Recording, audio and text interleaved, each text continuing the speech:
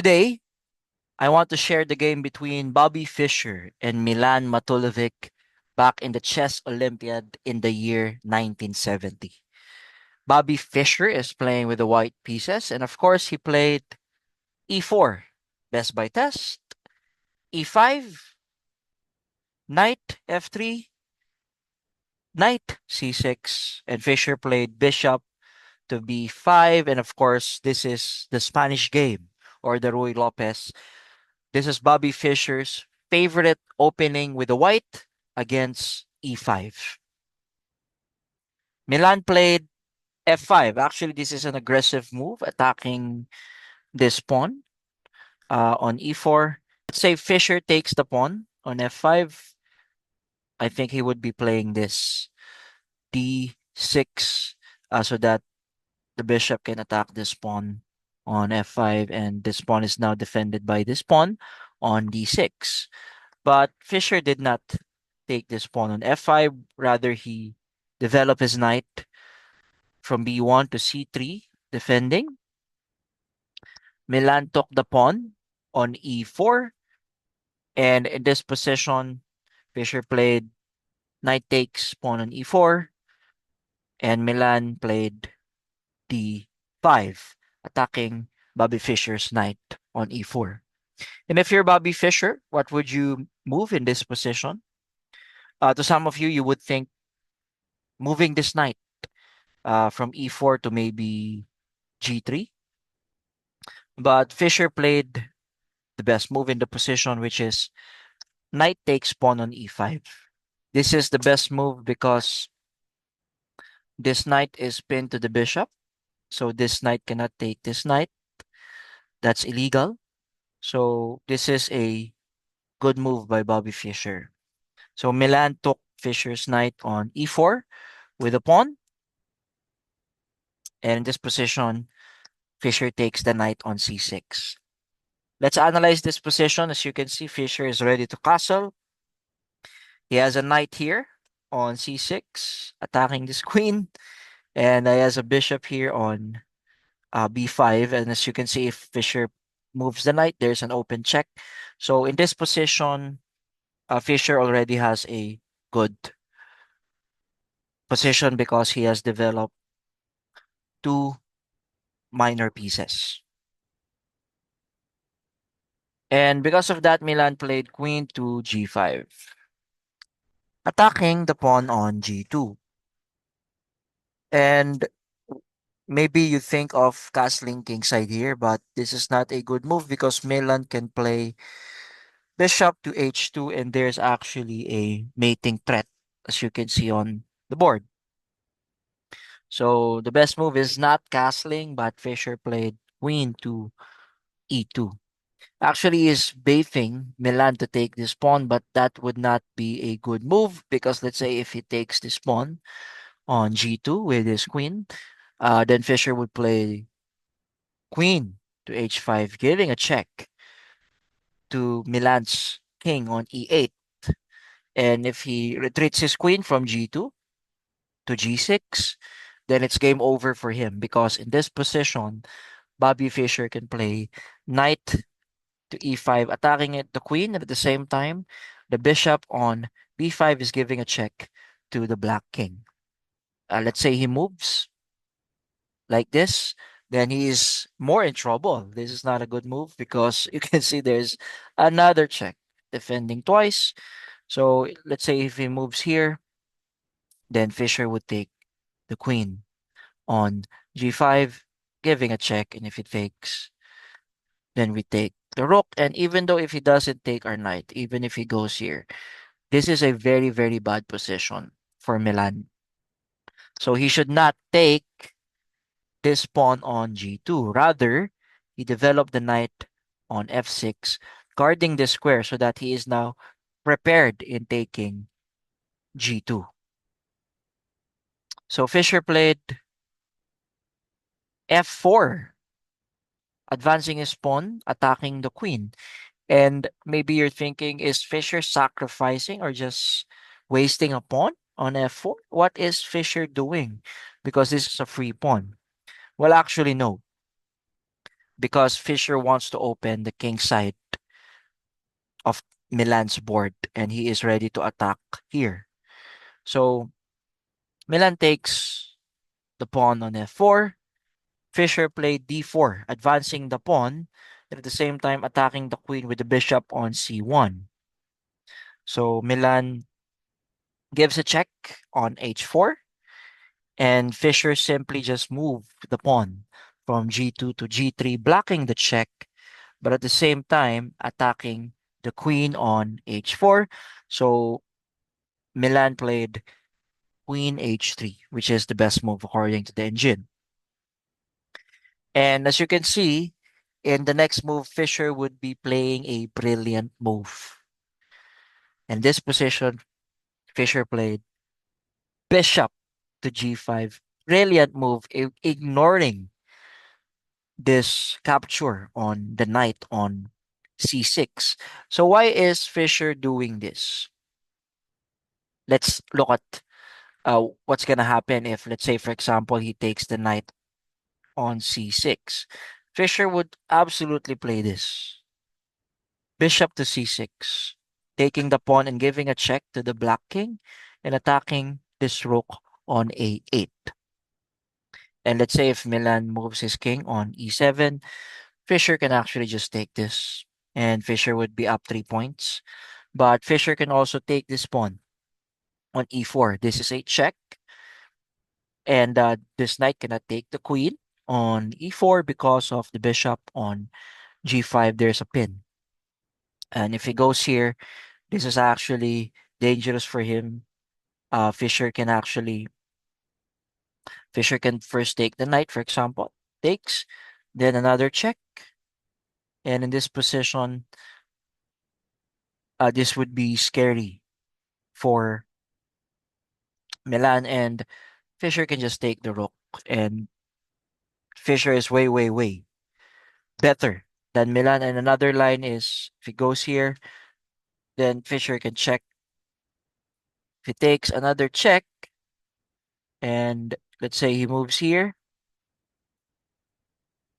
then Fischer can take this rook. And in this position, the king is on the middle of the board on g5, and is two bishops and rook are still not developed. This queen is on the edge of the board. Fischer is ready to castle. This queen will start eating pawns. Milan is in great trouble. So that's why this is a brilliant move by Bobby Fischer.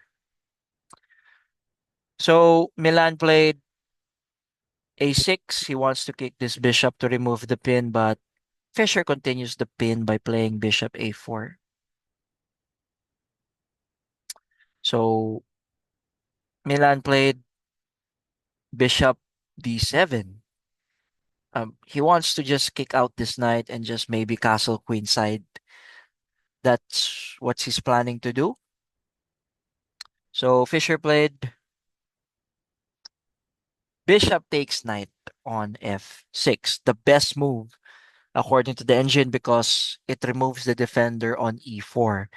And Fischer is ready to take this pawn, giving a check to the king on e8. And that's exactly what happened when Milan took the bishop on f6. Queen takes pawn on e4, giving a check. The king moves on f7. And in this position, Fischer played knight e5 check. Not only giving a check to the king on f7, but attacking this bishop twice. And as you can see, Fischer is also sacrificing his knight on e5 because this pawn on f6 is ready to take this knight. But this is all part of Fischer's plan because Fischer would even castle here or even put this rook here, and he will be starting to attack Milan's king right here. So Milan is in great trouble here, but he has no choice but to take this knight because if he doesn't take this knight, if he moves here, then Fischer would just grab this. And this knight cannot be taken by the queen because it's defended by the bishop.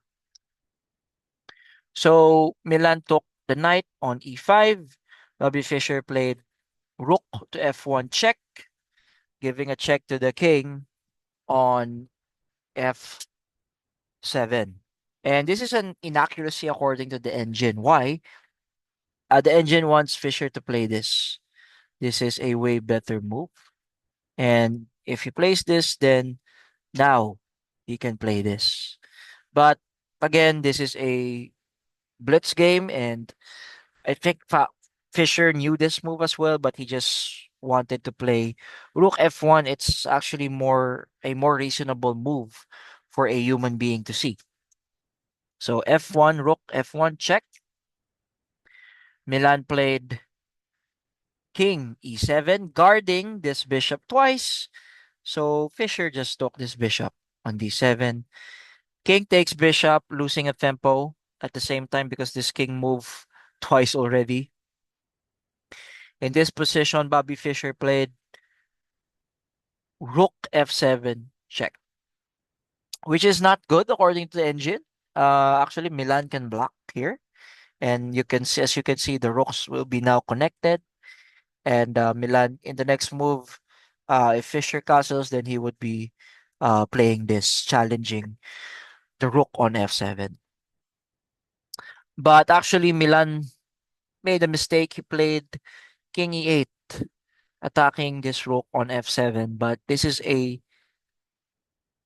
wrong blunder by Milan because Fischer would be taking the pawn on C7, and this rook is powerful, controlling this 7 rank. So the next move by Milan is bishop to D6, attacking Fischer's rook on C7. And in this position, Fischer took the pawn on B7. And Fischer is actually up 3 pawns against Milan. And Milan has still a bad position. His king is at the middle of the board. He's in trouble. So he played rook to C8, giving pressure here, but it's defended by the queen. Fischer castled queenside, which is, according to the engine, a miss. Fischer could have actually played d4 takes e5, attacking this bishop while this pawn is being defended by the queen. If he goes back, Fischer can actually play queen c6, giving a check to the king on e8. And if he guards with the queen on d7, then Fischer can just take this pawn on a6. And this is actually a better move for Bobby Fischer because uh he cannot play this. This would be game over for him. So, but again, Fischer castled queenside. And in this position, Milan took the pawn on h2. So I think he took that pawn because he has this threat. So if Fischer, let's say, for example, blundered here, which is, I believe he won't, if he plays this, then this would be a checkmate, as you can see. So I think that's his plan. But of course, the great Bobby Fischer would see that threat. So what Bobby Fischer did is he just took the pawn on e5. Now, a great move, attacking this bishop twice, as you can see. And in this position, Milan played bishop to e7, which is an inaccuracy because there's a mate in 8 with that move. Milan's position is so worse that the engine wanted him to just take this pawn, and as you can see, Fischer would still win this game. So this is actually uh not a good position for Milan. His position is so bad that the engine wanted him to play that, but he played bishop e7, and in this position, Fischer played another brilliant move. In this position, Fischer played rook takes bishop on e7. Brilliant move. Because let's say if Milan doesn't take this rook, let's say for example he goes here, it is actually game over for him. Check, let's say for example, and I cannot go here. This would be checkmate. Let's say he takes, then this is actually another checkmate.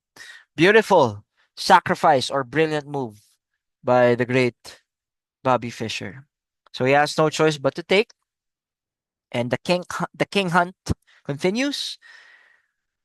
Queen b7 check, and the king starts running. And as you can see, another check. Queen d7. The king takes the pawn, but doesn't matter now. He's at the middle of the board, and there will be a lots of checks incoming. Queen d5 check. King f6. Rook f1 giving a check. King g6. Queen f5 check.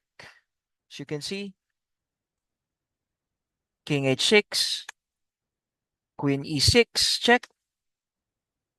King h5. If I were Milan, I would resign here, but the game continues. Rook f5 check. King g4. Rook f4 check. He takes the pawn, and in this position, Fischer finished his opponent by playing queen g4 check mate. As you can see, this rook did not even move. This pawn did not even move. Unfortunately, this rook is out of the game. And as you can see, Fischer really played with a 90% accuracy. This position, his queen is safe actually. And his king's opponent never had a chance to castle. He was at the middle of the board, going here, going there. The king hunt continued. He really had no chance against Bobby Fischer. What a great game by Fischer.